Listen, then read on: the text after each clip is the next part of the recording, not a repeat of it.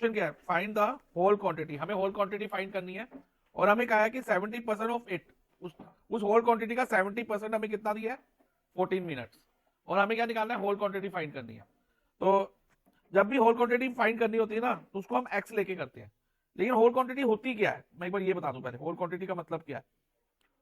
Whole quantity का मतलब है टोटल क्वांटिटी। जैसे मान लो एक क्लास में कुछ गर्ल्स है और कुछ बाकी बॉयज हैं, ठीक है, तो जो ये परसेंटेज ऑफ गर्ल्स होगा और परसेंटेज ऑफ बॉयज होगा, या नंबर ऑफ गर्ल्स या नंबर ऑफ बॉयज होंगे, वो पार्ट क्वांटिटी होगी। वो क्या होगी, पार्ट क्वांटिटी। और जो इनका टोटल होगा, इनका सम जो होगा, वो क्या होगी, होल क्वांटिटी। उसे होल क्वांटिटी कहते हैं। तो जब भी होल क्वांटिटी ना दी हो ना और हमें पार्ट क्वांटिटी दी हो या उसका कोई परसेंटेज दिया हो, ठीक है, तो हम कैसे करते हैं, तो हम होल क्वांटिटी को एक्स अज्यूम कर लेते हैं। हम लिखते हैं let whole quantity is equal to X.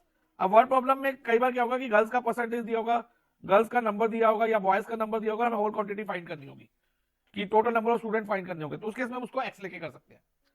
अब इधर होल क्वांटिटी, इधर तो हमें सीधा बोल दिया उन्होंने होल क्वांटिटी फाइंड करो, तो होल क्वांटिटी का मतलब जब भी होल क्वांटिटी फाइंड करनी है तो उसको क्या अज्यूम करोगे, एक्स अज्यूम कर लोगे। Let whole quantity be x.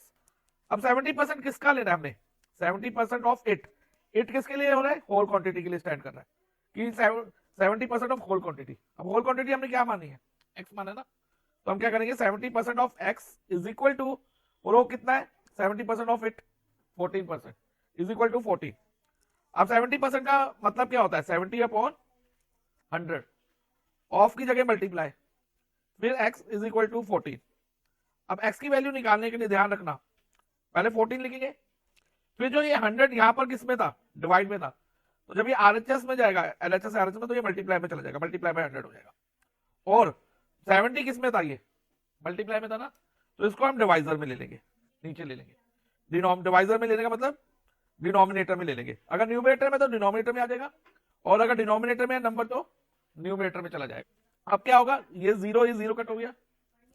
उसके बाद 14 7 से जाने पे कितना आता है 2, 7 2 14 होता है, इधर 2 आएगा, नीचे 1 आएगा।